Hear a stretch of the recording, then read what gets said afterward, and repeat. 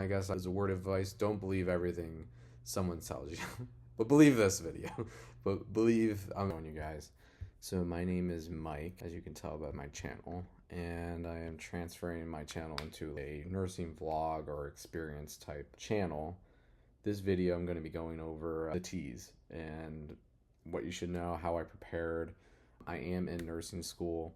I scored relatively well on the TEAS, so I would take what I say and write it down and try to digest it and adapt your learning style to how you're going to take the TEAS, because everybody learns a little bit differently. But take the little pointers I give and try to put them in your own way of doing things so you're well prepared for the TEAS. So again, the TEAS is for anybody that's going into nursing school. Typically it's a requirement. Some schools don't have it, but if your school does, obviously, then this video could be very helpful for you. This is for somebody that's going to be doing a minimalist prep. I only spent probably whatever I needed to buy off the ATI website.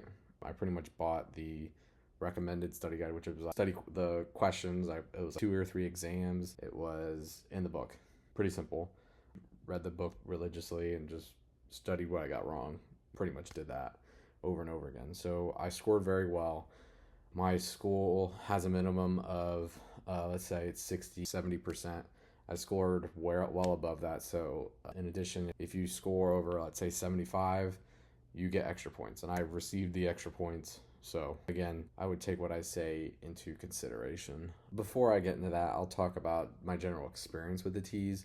It was pretty good. I took it online. I did the online proctoring. I recommend everybody do their TEAS test on a computer, not an iPad. I did do it on an iPad. I started it on an iPad and then it just kicked me off. I was 4 questions in and had to go into the exam, and it was not a great experience at that point. But the proctors were very I guess you could say they're very easygoing with that. They understood and they allowed me to continue my exam. So don't do it on an iPad. I had an iPad Pro. I would not recommend doing it there. Do it on a Mac, a computer. Make sure you have internet connection that is not going to be interrupted. And then make sure you're in an area that is not going to be disturbed. So I am in an apartment where nobody was home. So I was going to be fine. I studied for the duration, how long it took me. I did pretty much 4 months of study. I did it every day for at least a couple hours. I was working a full-time job where I was trying to look to transfer careers into nursing. So I did do a lot of prep work out of work, obviously. I did do it on my lunch break at times. First, I read the book, did the practice questions, and then did practice tests, looked at what I got wrong, and then understood why it was wrong. I want to go through the why, because they're going to ask you the same questions just in different ways. So, right, if you just memorize that, whenever I see this question, I select this answer, that's not really going to help you, because they're going to ask the question in a different way, and then you're going to be stuck. You're going to get the question wrong again because you don't understand why that answer was correct or what the concept is for the question, because every question has a concept that they go over. So my strongest section was science. I have a previous degree in molecular biology. So I'm very science orientated. I understood the science section very well because it's just anatomy, biology, and chemistry, and I pretty much, that's what my major is. So I was very good with that. I scored nearly 100% on that on the exam. So my next was reading and math, and my final was writing, was the lowest for me, but still well above where it needed to be. So what I recommend is focus on your weakest point. Why? Because that's where you're going to get that's where you're going to bring up your score the most.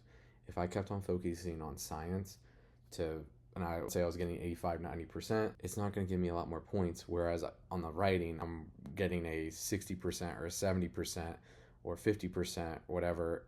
And if I bring it up to whatever amount up, it gives me more points, brings up your score. It's going to help you in the long run. Focus on your weak sections. That's what I would say. Always focus on your weak side. And that's with everything. When you go to exams, let's say you're like, oh God, hopefully they don't ask about this type of topic. That shouldn't be, you shouldn't hope for that, because if they do, you're going to be like, oh, well, I'm shit out of luck. So I focused more on writing and then the math a little bit for me, because I am not good at geometry. I am not good at memorization of formulas.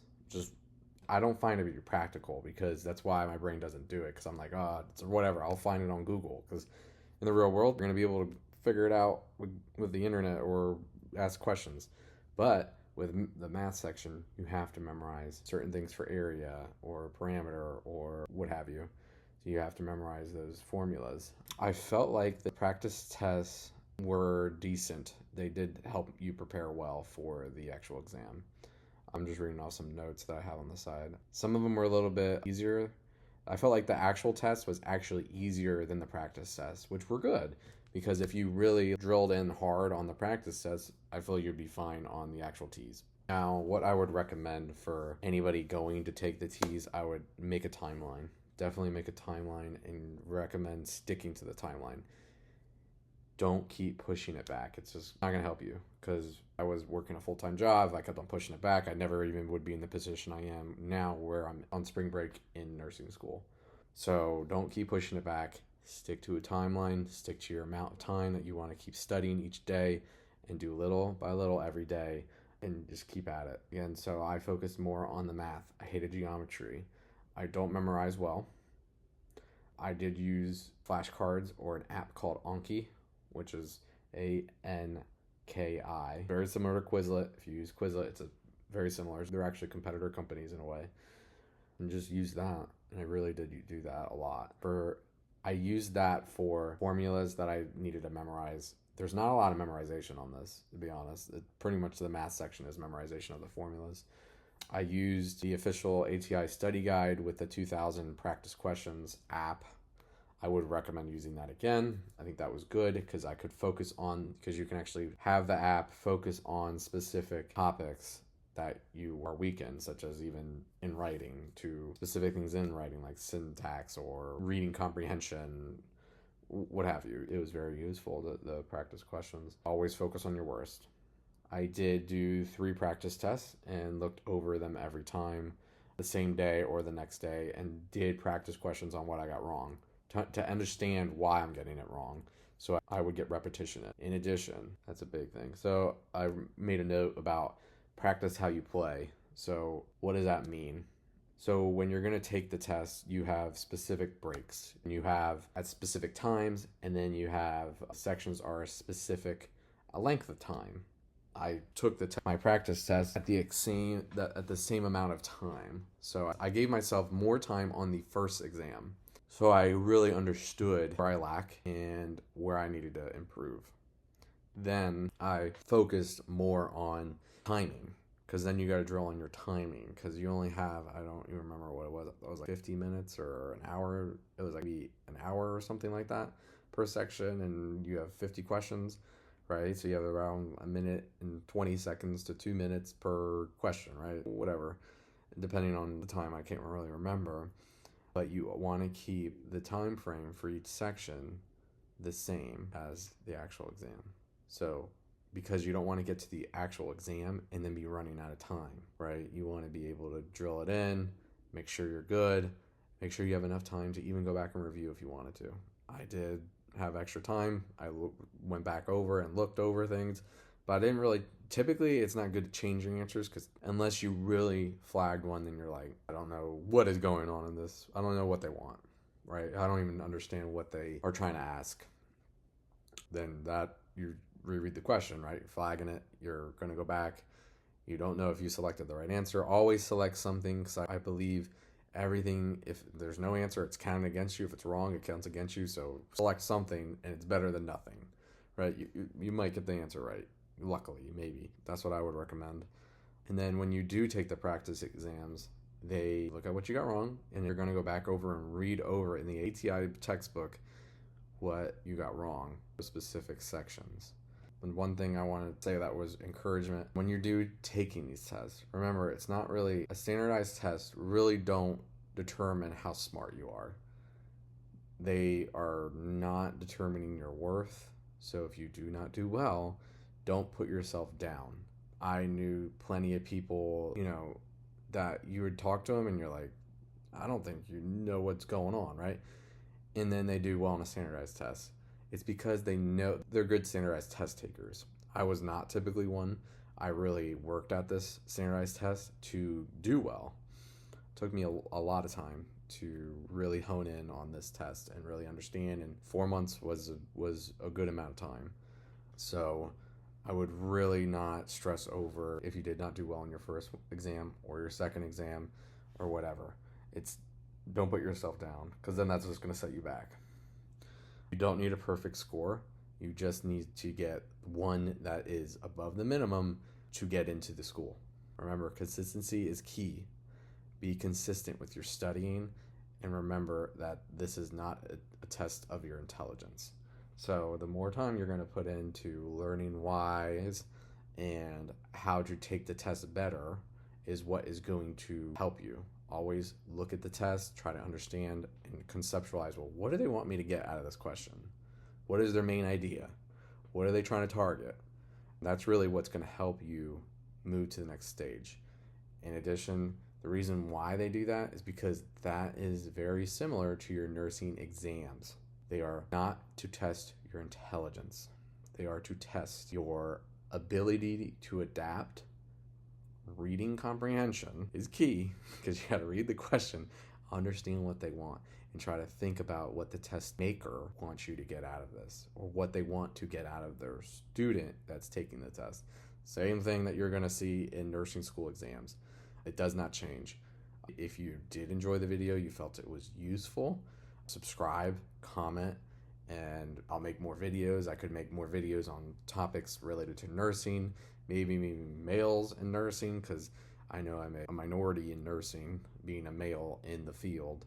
But I think if you follow the ATIs, look, their practice exams and their practice questions, and focus on what you got wrong, I think you'll do really well. I think you'll definitely pass. And just put in the time. You got to put in the time. You cannot just wing it. This is not an exam you can just wing it. And anybody that tells you that they just wung it and did it, I don't really believe anybody that says, oh, there's countless people in nursing school that will say, I don't study, I just get good grades. And I'm like, you're full of it. I know if you're getting a mid B and up, you're studying, all right? A lot of time. There's no way you're just, oh. Because like anybody that has half a brain, you're like, no way. This stuff does not come easy. It's all conceptual. So anybody that says that and you're thinking you're dumb in some capacity, you're not dumb. One thing I guess like as a word of advice, don't believe everything someone tells you. But believe this video. But believe, I'm telling you by experience, don't believe what somebody says. A lot of people flaunt what they do, and I'm perfect. I'm the perfectionist. I'll tell you, to be honest, I don't even remember what my first score was, but it wasn't that good. I scored a lot better on the actual exam than my practice exams, and I was surprised by my score, because I thought I was like, oh, well, I feel okay. It's okay. And I think you get your score within, I think it's right then and there. If I remember, I got it within an hour. Can't really remember. It was a good day. All I can say is I celebrated that day with my girlfriend that is a nurse practitioner, and she was very happy that I was going down this route. She was very pleased that I did well. So follow this, subscribe, and comment for future information. Maybe I can answer a question that I really didn't clarify well on the video. And because I genuinely do enjoy helping others, and that's why I'm in the field. Because I do enjoy connecting with other people and maybe mentoring, guiding them. It's just something I get, I guess you could say, enjoyment out of it. So thanks again. My name is Mike, the Mike the Merce. I think I named the channel, which is very funny. I try to have a little humor. Subscribe and comment, please.